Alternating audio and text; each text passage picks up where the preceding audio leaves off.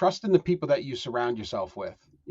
They believe in you more than you believe in yourself sometimes. And, when you're in those moments of doubt, borrow from them, borrow their confidence and their belief in you to help you get to that next step. Hello to the Small Steps, Big Wins family, and I would like to welcome Dan Milinazzo to our show today.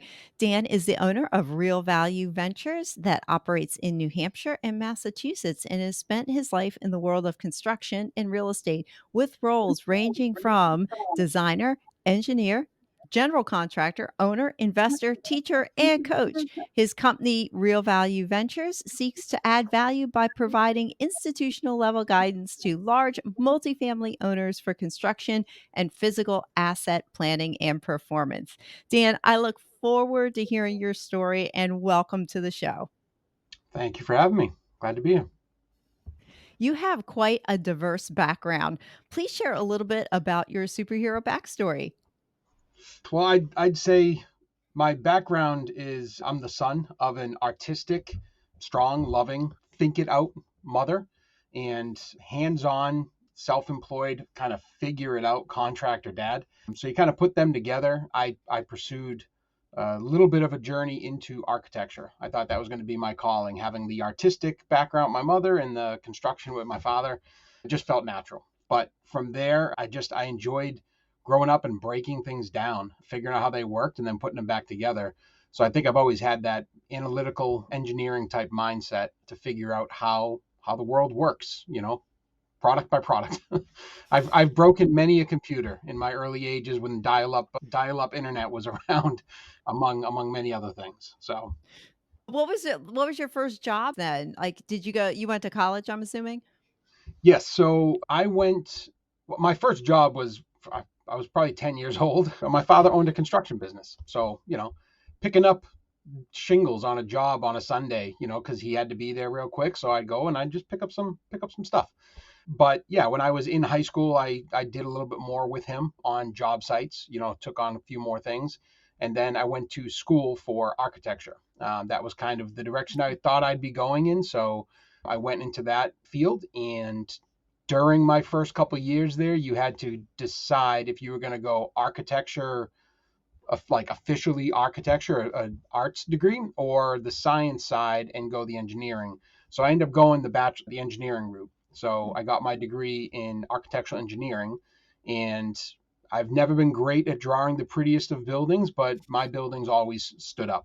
I made sure they worked. And that kind of worked with me. I'm very logical, very analytical mindset, mathematical. So that worked to my strengths. And then from there, I took on a co-op working with a building envelope engineer, and I was with him for about 7 years, I believe. And I kind of grew through that business. It was just him and I to start. I became a partner in that business before I left, and then I entered the world of multifamily after that. And yeah, just through the years honed my skills from all of those angles, from design to construction to engineering to owner's rep. And now I am a multifamily owner as well. I'm an investor. So I do invest in multifamily buy and hold. And so it all plays together. I have a pretty rounded approach to all of these things because I can see the picture from a lot of different angles. Okay. How did you get involved in multifamily? Why multifamily? So I bought my first property in 2009 when the market was just it was there was blood in the streets. It was a short sale, and I was at that point where I was in an apartment and I was ready to like move on. I've always been interested in investing. Actually, I got into it through Rich Dad Poor Dad, which most Hmm. investors do. I was still in college and I attended the Real Estate Wealth Expo in Boston with Donald Trump and Robert Kiyosaki, and went to a bunch of those things, bought a bunch of guru courses, fell in love with it, got into debt more than I probably should have as a just out of college type kid. But it gave me enough insight that when the opportunity came and I was sitting on a little bit of money, again, FHA didn't have to be a whole bunch of money, and I was able to get Hmm. into duplex. It was small enough that I felt like I could handle it, and it was big enough that it could be an investment for me. So in 2009, I bought a two family that was in distress and went ahead and renovated the one of the units and lived in one. So I house hacked through that, and I still own that property today. And I mean, market value on that is has definitely changed since I bought it, which is fantastic. And just in the the climate that we're in now with the economy, it made things a little bit easier in the last year to get into other aspects where I did a flip of a two family, and then since then I kind of leveraged that into 10 more doors. So now at this time, we're early 2023, I have about 12 doors. Wow. So could you bridge the gap then between what you used to do and how Real Value Ventures came about? Sure. So I started Real Value Ventures, the first iteration of it, shortly after I bought my two family duplex. And it was part of me kind of getting that, I got bit by that bug, and I was like, I'm going to do this. Like, this is going to be my business. And so I developed the business then in Massachusetts. And it's a little expensive to have an LLC in Massachusetts, especially if you're not Mm. generating any money. And around that same time, I met my now wife, my girlfriend at the time. And, we just started going down that road where we got married and moved and got our own house together and had kids. So I took a major break from a lot of the active stuff, but I always had it in the back of my mind. And so just over the years, I was helping people, just because I was somewhat into the real estate stuff. So I'd talk with people that were interested, and I'd kind of educate them and shed some light on some things that I knew. And it kind of just grew from there, but it was very, very slow. And then probably back in 2018, 2019, actually 2018, my youngest was born. And at that time, that the light bulb dawned again that I need to create another stream of income because I want to spend more time with the family. And I felt that that was going to be a path to that, but it wasn't as quick as everyone makes it seem. So here I am, 2023, and I'm not financially free, although I'm sure there are plenty that could go that path faster. But I was in a W-2 where, I was supporting a very large multifamily REIT doing the stuff that I'm doing right now with Real Value Ventures. So it's, construction management, asset management, construction consulting, that type of stuff, project scopes. And so now the business has it's given me something to kind of launch off of, right? It was always something in the background that I could rely on. It was my business to buy and sell and look at real estate through that entity. And then I kind of repurposed it as I came out of the W-2 world and decided this is where I'm going to put my focus and kind of bring the real value that I've been gaining over 2 decades to the larger market of multifamily investors, commercial property owners, and kind of bring my skill set to them, especially if they're in their growth trajectory where they're not a massive national company. That's where I came from, so I have that institutional level knowledge.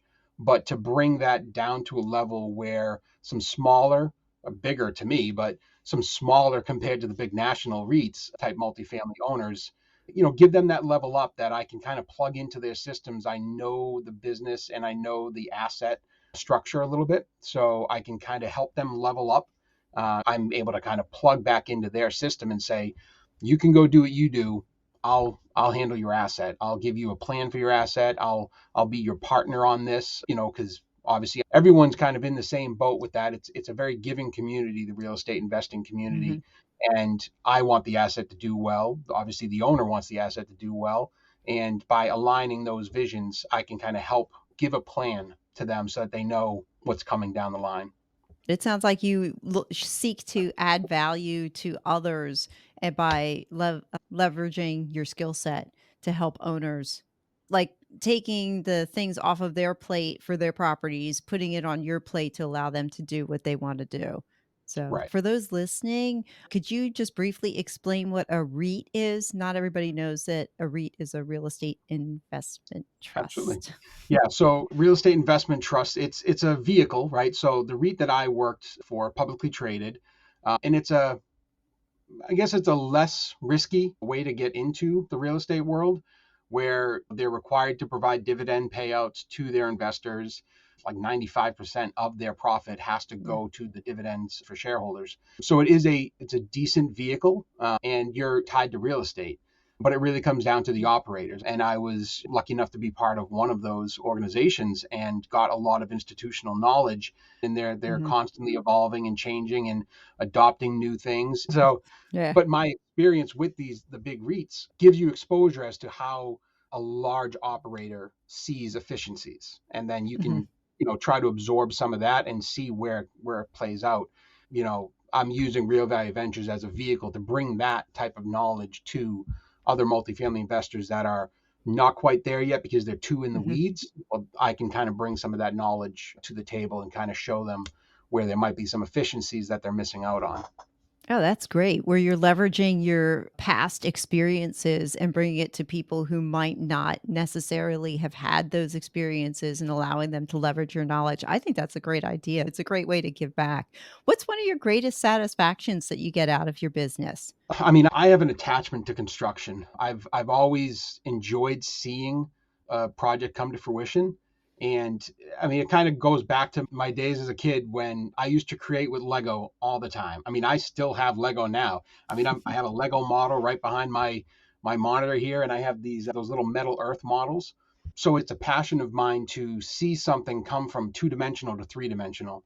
And I'm one of the lucky people that I can visualize a lot of that in my mind, which is great. And the translation is a little bit smoother because I can kind of see how a project needs to come together, and then I can watch it come together or guide and direct it to come together that way. So I get a lot of enjoyment from helping people that can't quite see the whole path forward and can't quite picture the spatial relationship of things, and help Mm-hmm. them. Hey, you want a two-bedroom unit, and like you sketch it on a napkin or whatever, and okay, great, let me kind of show you the better layout and why it's a better layout, and kind of go from there, and then kind of see it come together. I love seeing that, that flushed out vision turn Mm-hmm. into a reality. Yeah, I think some people do like that. I enjoy that as well. I do like kitchen design or when you get a chance to redesign a bathroom. And then when you put it all together and it's that finished product, it was just that sense of satisfaction. And you're right. There are people out there who can't see that, who don't have that. And that's okay. That's just how they're wired. And you have also actually just captured the over 30 something ish people who still have Legos around. So I'm glad you shared that. That's Absolutely. what were some things that has happened to you that you didn't expect coming out of running your business and having your business? So I've gotten more exposure to multifamily owners that I can connect with on a different level. I mean, you go to a lot of these meetups, and I definitely recommend people go to meetups, even if you're just starting to think about getting into this space, into real estate investing in general, or any type of pursuit that you're looking at, there are groups that you can get together, get around those people. And by being around those people and being able to hear where their struggles are, Mhm, being able to support in those types of things, helping people look at some potential dangers when underwriting a very large property. I mean, I don't have the financial backing of, like, somebody that's worked on Wall Street or that type of stuff with one of those big financial organizations, but I can see the physical nature of things, and I pay attention to construction costs and things like that. So being able to help somebody that's more of a financial analytic look at the physical analytics and say, look, mm, on paper it looks one way, but I'm telling you, you really need to pay attention to XYZ. And, some things that might sound like a really good thing, like buying a property that's 100% occupied, sounds okay, and it's not. Buying a property that's 100% occupied usually means that rents are too low, or they're too mm, low because maybe the asset's in deferred maintenance and things have kind of fallen by the wayside, but the current owner might not want to put money into it because when you start to charge a higher rent, you get a more demanding tenant, which is fine. I mean, it's kind of where the world is going. I mean, if mm, otherwise you get what everyone deems as the slumlord, right? Where the building's 100% occupied and there's a wait list because the rents are so low. But when you're in a position like that, the tenants don't bring up problems with your asset, with your building, to the mhm. owner, and it just continues to fall into more disrepair. So things look different on a spreadsheet than they do in reality. And, being able to help kind of bring my knowledge to the table to somebody that, is interested in that. And I can say, look, from experience, this is what I can tell you. And then hopefully that builds into a longer term relationship. And I can honestly say that it has for me, where some of the people in my network that I've been connected with for the past couple of years, I've bought and sold properties with, and I have them managing some of my properties. And now I'm helping on some of their assets where they're either coming out of the ground with a 12 unit property, or considering a big renovation of like a 32 unit property. Mhm. So it's I'm now an asset in that circle where they can tap into when they need to, and that's kind of where I find that I'm able to bring that to the table through my experience and my business. Dan, it seems like you're very comfortable in the real estate space. Has that always been the case, or did you have to go through a little bit of self discovery and digging a little deep? For you, what was your path like? I mean, I had to learn a lot of stuff the hard way in the real estate space. It took a while for me to wrap my head around being a landlord, right? Because I mean, at that point, I was, God, I don't know, 20, not even 25 when I bought that property. I don't even, yeah, I don't know, 24, 23, something like that.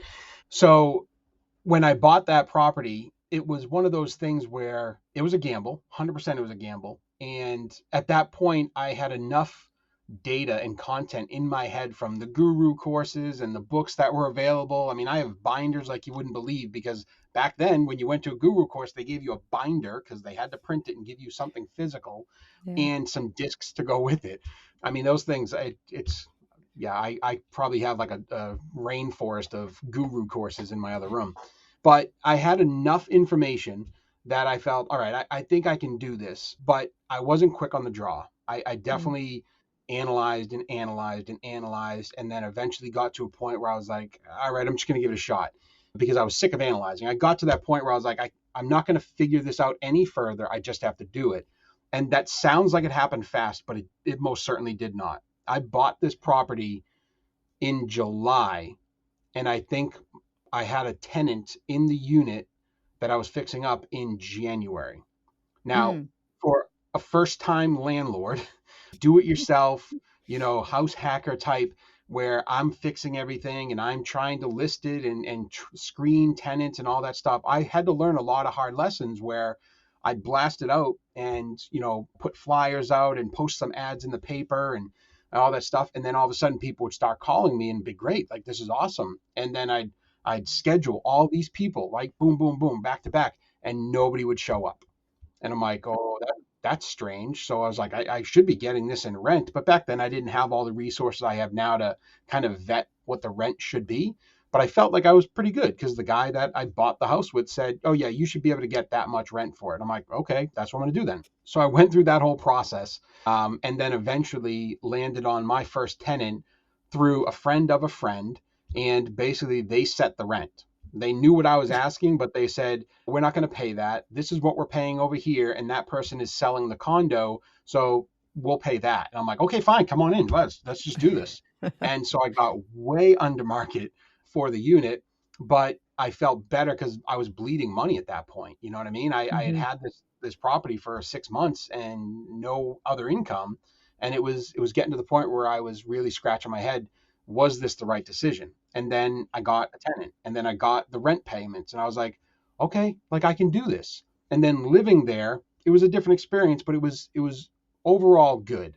And then I moved out and I became a remote landlord for that property, where now I had to put another tenant in place. But now I am way smarter, and I put a tenant in place, and they destroyed my apartment. And it got like, it was the ugliest thing that I could have seen happen to my unit, where I felt an attachment because like, this was my baby. Like, I helped renovate this thing, and like, I put this thing back together. And to see someone so blatantly disregard the rules of my lease, smoking in the unit, and just, I mean, I had to throw away the stove. I don't know how somebody can destroy a stove like that, but completely destroyed. And it was new when I bought it, when I bought the house. So going through a lot of that and realizing that, not everyone is thinking of this the same way. So definitely some harder lessons. And then fast forward, here I am now. I'm happy to say I have 12 units. I'm blessed that I have 12 units. Shortly after I got all 12 of those doors, three of them stopped paying rent in a four family. Oh, It's not a wow. good formula to run where you are 75% vacant in a four family.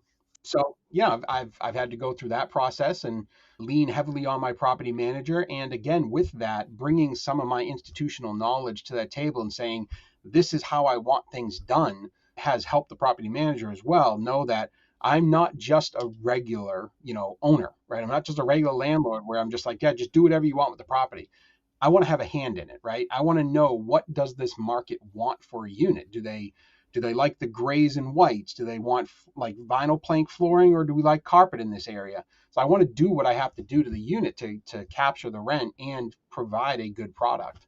So leaning on them, but unfortunately going through the downside. It's not fun getting a call at 10 o'clock at night that your boiler goes out in November and there's a family of four, a single mom and three kids living in a house that now has no heat. And I got to do something quick. Doesn't matter what it costs, it has to be done quick. So being able to have the right resources, the right vendors to call on helped in that case.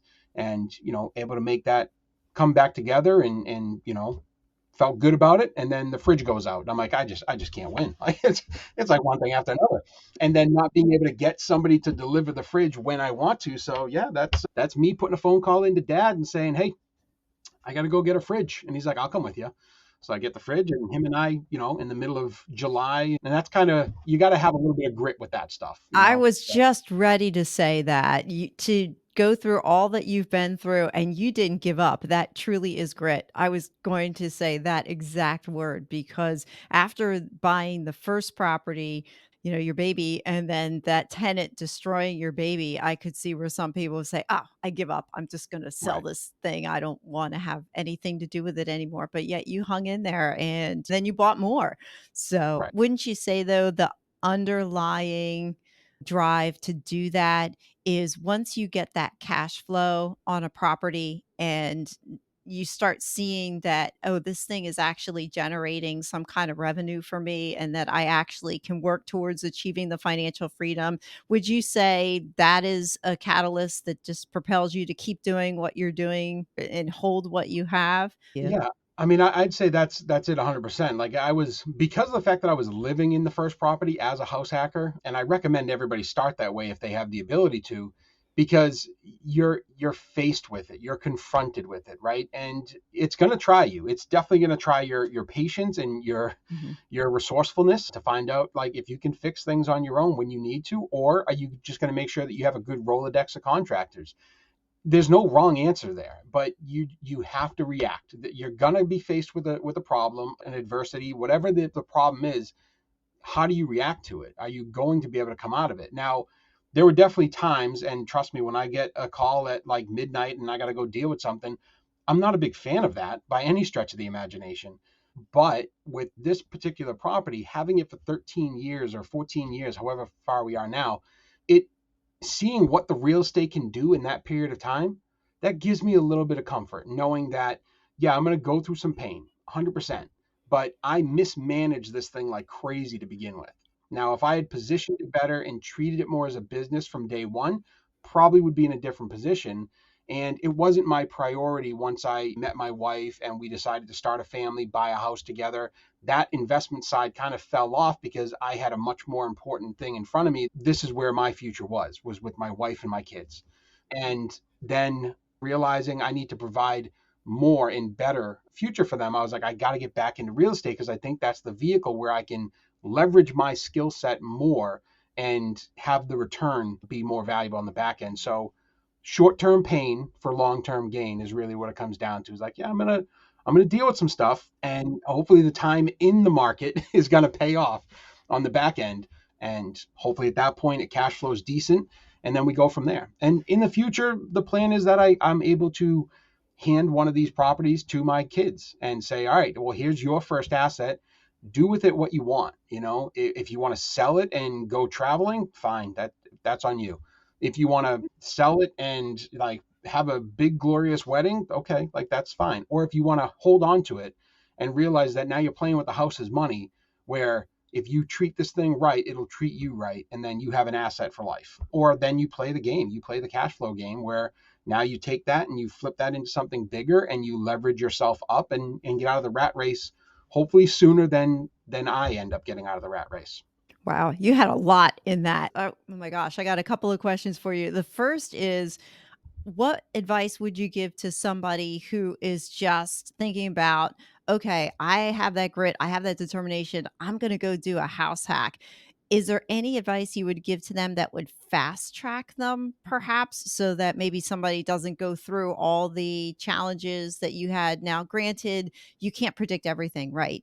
But there's some things you can learn before you jump in feet first on something. What would your advice be? Don't be too proud to ask for help sooner, right? So I thought I could do everything on my own, and because I didn't market it right, I didn't understand the Mm, market for the rental the right way. Like I got what I got for a tenant and I lucked out. I had great tenants to start. And then I thought I could do this again because I mean, lightning's got to strike twice, right? And then it went horribly the second time around. And then from there, I was like, I could have asked for help, but I got too much in my own way thinking I did it great the first time, might as well, give it another shot. And I could have stopped that sooner, but I didn't because I didn't ask for help. I figured I could just truck through it and get through. But don't just turn a blind eye to those things. You know what I mean? We all have weaknesses. And I mean, especially in the real estate investing community, it is such a giving community from what I've found. I mean, just attending a meetup, and you have a problem on a property, especially if you're a house hacker, go to as many meetups as you can. Bring whatever problem you're dealing with to the meetup. And more than likely, there's going to be one, if not a dozen people in that room that have already done what you're dealing with, and they can advise you. And you don't have to, I mean, you can search online now, especially now, like Bigger Pockets and all this stuff. You can find the answer, but yeah. it's better when you're in it with somebody else. So, go have that face to face with somebody and have that conversation and try it yourself. I recommend trying it yourself so that you know a little bit about it.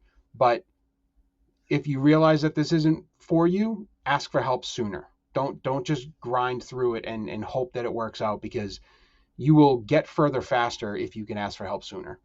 Which is that's I Right. mean, that's a lesson for me too. I'm still working on that because I like to handle all this stuff myself. And every Yeah. time I do, I end up at the end finish line. I'm looking at it, I'm like, I should not have taken all of that on myself. I mean, Yeah. I did a flip and I hired out most of the work, but the small things, I was like, I can do that. I can do this.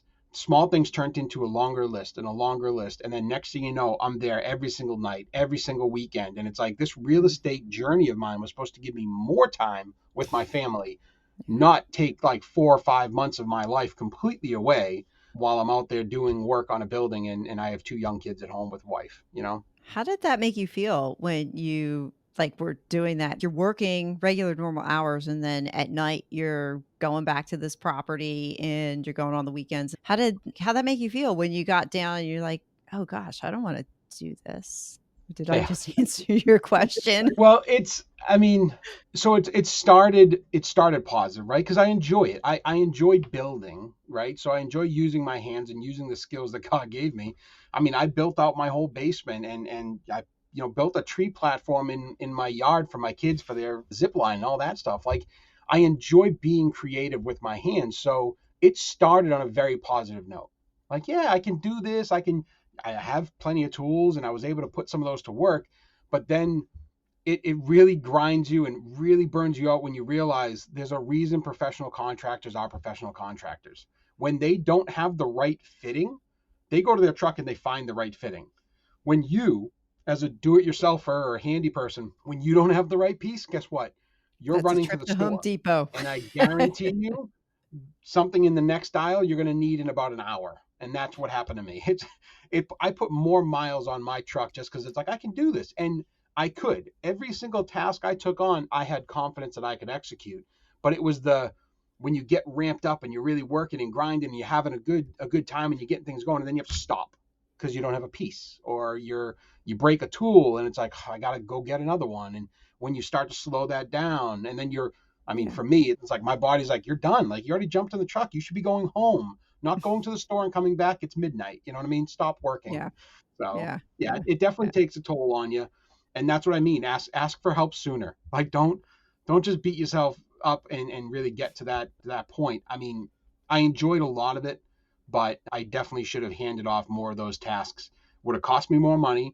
I would have made less money, but that's okay. I would have enjoyed the process more. Yeah, that's that money time trade-off. A lot of people do that, right? They ask themselves, okay, if I pay somebody to do this, I know I can do it myself, but is it cheaper just to hire out and have Right. somebody else do this? And I struggle with that too. I think those of us who have that type A personality where they know they can get it done and they're just going to go do it themselves, it's very hard to let go of that control. And so, what advice would you have to dads who are maybe in the same boat? They've got real estate or they've got a busy job and just want to spend more time with their family. What would your advice be? So, I mean, I have a lot of planning that I do, right? I do Sunday planning sessions every Sunday, and I try to plan out my week. And I try to make sure that I block out time because I get really focused and I get really distracted to the world because I'm so into whatever it is I'm working on. And I had to start reminding myself that there were other aspects of my life that needed attention. So I had to physically put some of that time into my calendar. Date nights with my wife, which I have to do better at. Time one on one with my kids, where I'm still working on doing better at that. But when you get that time in there, it takes repetition as well. You know what I mean? You put that one block in there and your phone goes off and says, you have a date with your daughter in 10 minutes. At first it was like, oh, but I'm like 20 minutes away from finishing this one task. No, you're not. You're not 20 minutes away. You're an hour. You know what I mean? So now you're punishing your daughter because you're prioritizing what you're working on. So when I realized some of those trade-offs were being made, I had to kind of recommit to my kids. And in doing so, connect with them on a different level. I mean, my oldest, she's logical, she's mathematical, she's a lot like me in that sense. And I wouldn't have been able to really see that shine through if I wasn't spending more one-on-one time with her. And now I have my Monday afternoons are one-on-one time with me and my daughter. And more times than not, when she gets off the bus, we go grab the mail, we come into the house, and then it's immediately, hey, daddy, can I go get cash flow? Of course. Like, so she goes downstairs and she grabs cash flow for kids, and we play Awesome. cash flow for kids, and it's me, her, and her stuffed teddy bear Echo. And we play cash flow until mommy and my youngest come home from gymnastics, and it's good from there. And then my youngest, just she needs her cuddle time, she needs her one-on-one time just to be there and have that attention. So, and if I was too focused on working for the family, I wouldn't be in the family. And, Mm. it is something that it's easy to take for granted. And I strongly recommend that you reflect on that often. To any dad out there, to any mom out there that's really grinding, especially on an entrepreneurial journey, don't forget, you know what I mean? Build some blocks of time in there to stay connected. And even when you feel connected, just because you check the box and you filled it out doesn't necessarily mean that your family feels it. And, Mm. I have to continue to improve on that. I know that. That's some great advice about blocking out that time and writing it down. I know quite a few people, myself included, that I do the same thing. Sunday evenings, I sit down and I time block out my week to make sure I get everything in that I need to do. That's some awesome advice. And I love that you're playing the cash flow game with your daughter. That is fantastic. When they get older, do you intend to bring them alongside of you so that they can learn what you're doing when if they show an interest? Absolutely. And I mean, yeah, I would Yeah. definitely say that as well, is don't keep what you're doing a secret from your family. Yeah. One of my properties is right on the way to my mother's house, right? So whenever we go visit, Grammy and Grampy, we drive by one of my properties. And sometimes I'll drop in there, especially if I have a vacant unit, we'll pull in and we'll take a look around. So my kids understand that I own rental real estate. My girls are 7 and 4 years old. Like there's gonna be people that say, well, they don't care, they don't understand that or whatever.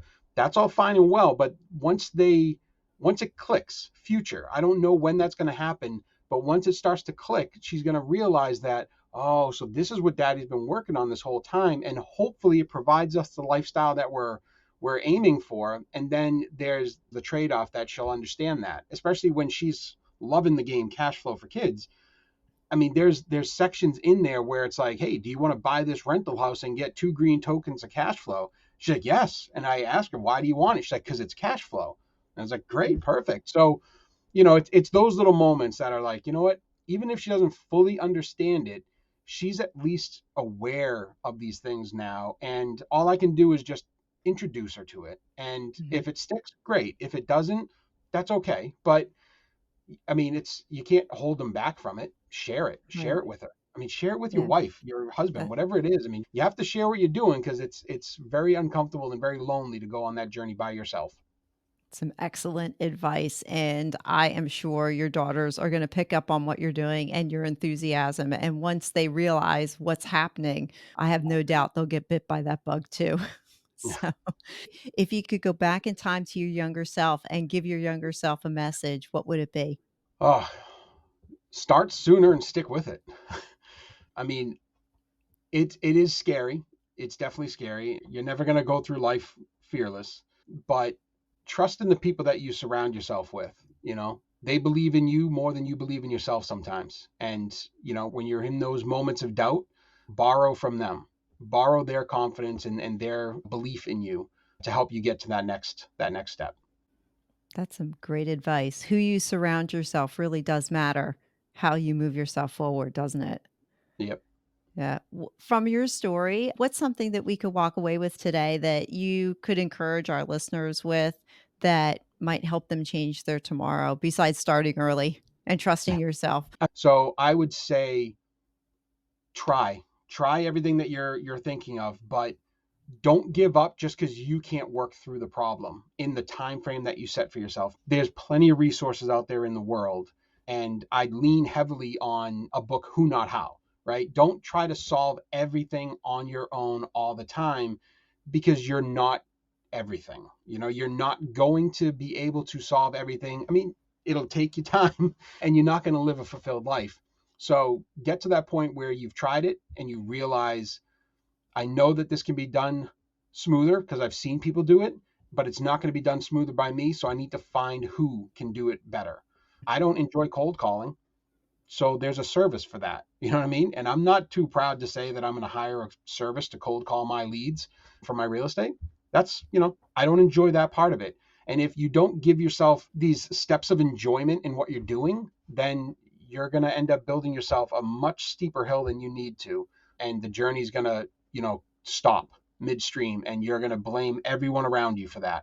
And it's no one's fault but your own when it comes down to it. Good advice. You mentioned about working something like down to the bone and it doesn't serve you to do that. What do you do to stop yourself from going down that path?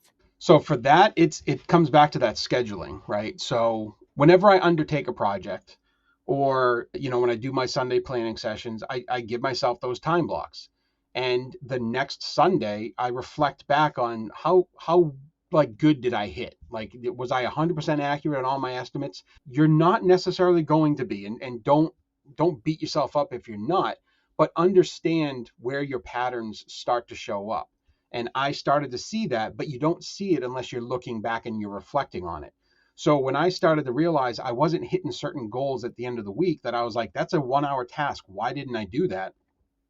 And I look back at what I got accomplished that week, and it's like, well, yes, we all have 24 hours in a day. I just ended up putting too many hours into the wrong buckets and I didn't move my business forward, or I didn't move that action forward like I wanted to. And what do I have to show for it?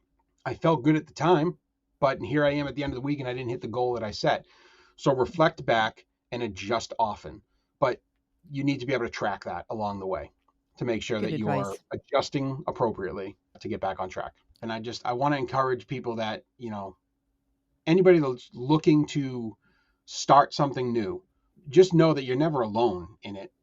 There's a network out there for you. There's meetups out there for you, and the people that are directly around you might be able to help you out more than you think. And if they can't, then it's time to change your tribe. You Mhm. need to surround yourself with the right people that aren't holding you back, but that are propelling you forward. And that was probably one of the biggest, I'd say the biggest changes in my past 2 years was finding a tribe, finding like-minded people that I could surround myself with and learn from their stories and lean on each other and kind of help each other get to that next step when they're facing blockage. because, you think back to the people you hung out with in high school. I haven't gone to my high school reunions or anything like that, but it's always that image of, well, where did the jock end up? Where'd the nerd end up? You know what I mean? It's like, get rid of those labels. It's not going to serve you to go down that road again. And, if you're more interested in going out and partying and spending your money at the bar, then do that. But don't complain to anybody else when you're not reaching the goals that you're setting for yourself. So surround yourself with the right people. Absolutely. Good advice. Very good advice. You are the sum of the 5 people you hang around with the most, it is said. So there's much truth to that. Before we end our time together, what's one book that you'd recommend to everyone that they would read, and how did that affect you? I read The One Thing by Gary Keller and Jay Papasan probably twice a year. I consume a lot of books. I love Audible. I should have never been introduced to Audible because I spend a lot of windshield time and I just consume all that content. But that is a book that I keep going back to because it takes practice. It takes a lot of practice to be able to identify what that one thing is that you need to be focused on that will make the rest of your day, your week, your life easier, or the rest of your tasks like not necessary. So you really have to find out where that leverage is. And again, it's just like anything.